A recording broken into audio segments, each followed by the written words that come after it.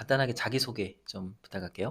안녕하세요. 저는 영북여자고등학교를 다녔고 지금은 성균관대학교에 다니고 있는 김선우라고 합니다.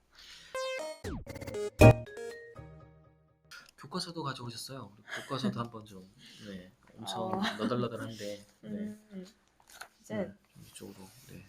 이거는 한국사 1학년 때 공부했던 한국사 책인데 한국사는 과목 특성상 외울 만한 게 많고 이제 자료 해석이 되게 한번 이렇게 들어서 좀 중요한데 화면 한번 보여드리시면 이게 약간 무슨 한 이게 20년 정도 된 어디 고물상에서 가져온 어, 책 같이 보여. 이게 외울 만한 것도 되게 많고 글자도 되게 많잖아요. 근데 이걸 교과서를 통으로 외우는 친구들도 있는데 그럼 너무 비효율적이라고 생각을 해서 저는 교과서는 일단 많이 읽었어요. 아니, 최소한 5번은 읽고 들어간다 생각을 하고 그걸 읽고 나서 제가 스스로 안 보고 포스트잇이나 이런 종이들을 이용해서 내가 기억나는 것들을 그냥 줄줄줄 쓰고 뭐 부족한 부분은 다시 교과서 보고 채워 넣은 다음에 교과서 이렇게 붙여놓고 이젠 이걸 안 읽어도 얘만 보고 나서도 내가 뭘 알고 있는지를 뭘 모르고 있는지를 확인할 수 있어서 그걸 보면서 공부를 했고 자료 같은 경우에는 이걸 보고 나서 딱 사료를 보고 나서 어떤 부분인지 알아야 되잖아요. 그래서 그냥 사료 그 내용만 딱 보이게 하고 나머지 내용들은 다 가리고 이 사료가 어떤 시대에 나온 그런 사료들인지를 찾으려고 노력을 했었던 음, 책입니다. 그래요. 그 궁금한 거는 네, 이제, 이것만 보면 진짜 공부를 얼마나 열심히 했는지 알 수가 있는데, 그 이제 혼자 공부했다고 했고 또 네, 뭐 나중에는 과외를 좀 했지만 그러면 이제 교과서와 그다음에 이제 뭐 문제집이나 자기 이런저런 개인적인 또 다른 공부하는 영역들이 있잖아요. 네, 그 교과서 이외에 그랬을 때 그 보통 우리 흔히 공부 되게 잘하는 사람들 물어보면 교과서 중심으로 예습 복습 열심히 했어요라고 음, 대답하는데 어느 정도 비중인 것 같아요. 교과서를 이렇게 열심히 공부하는 게 학업을 이렇게 좋은 성적 성취를 얻는데 비중이 교과서가 어느 정도인 것 같아요. 어, 개인적으로는.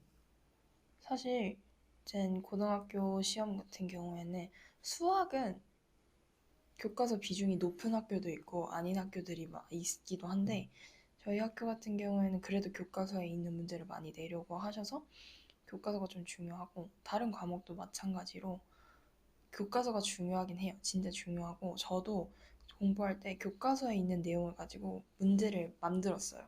뭔가 음, 학교 선생님들도 스타일이 있으시잖아요. 문제 내는 스타일이 있으시니까 뭔가 그걸 계속 보면은 그래도 이 선생님은 어떤 부분에서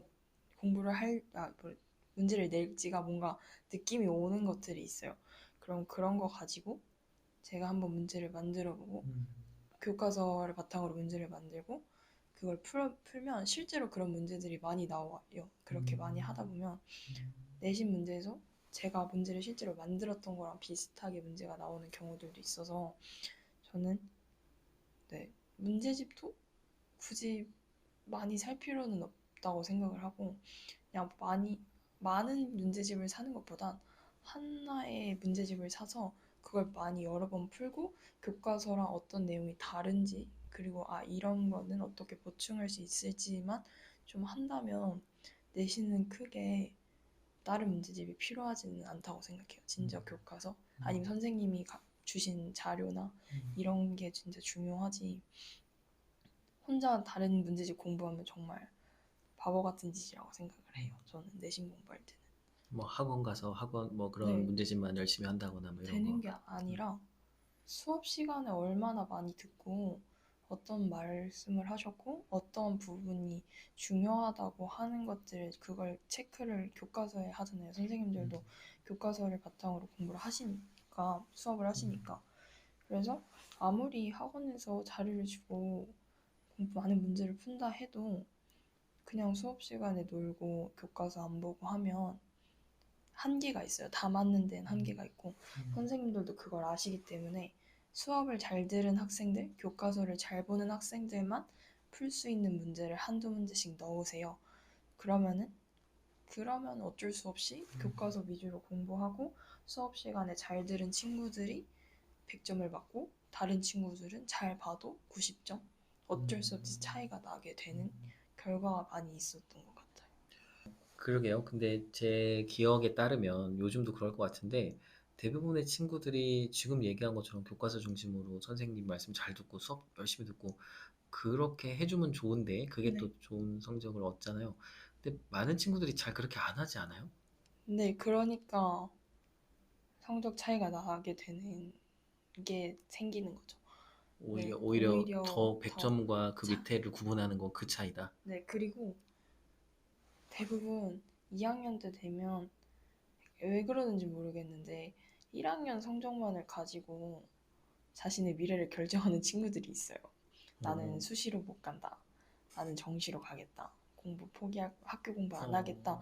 이런 수능 친구들이, 네, 공부하겠다 막 수능 이런. 공부 하겠다. 막 이런 친구들이 2학년 때부터 생기면서 저는 그게 정말 이해가 되지 않았어요. 음, 2학년 때 당연히 올릴 수 있고, 어차피 수능 공부는 당연히 해야 되는 건데, 그거를 나눠서 한다는 것 자체가 일단 이해가, 물론 다른 느낌의 공부지만, 나눠서 공부하겠다는 것 자체가 좀 이해가 안 되고, 수업 시간에, 확실히 수업 시간에 열심히 하는 친구들이 내신 성적도 잘 나오고, 수능도 잘 봤어요.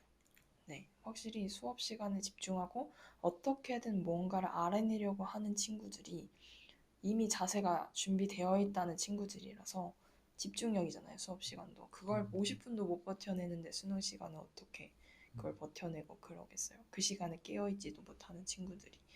그래서 저는 혼자서 집중하려고 하고 집중이랑 수업에 집중하는 게 진짜 수업만 잘 듣는다 이런 의미가 아니라 공부하는 자세를 그리고 문제 푸는 그런 체력을 키우는 데도 중요하다고 생각을 해서 확실히 수업 잘 듣고 교과서 잘 보고 알아서 하는 친구가 정말 그래요. 잘 나온다.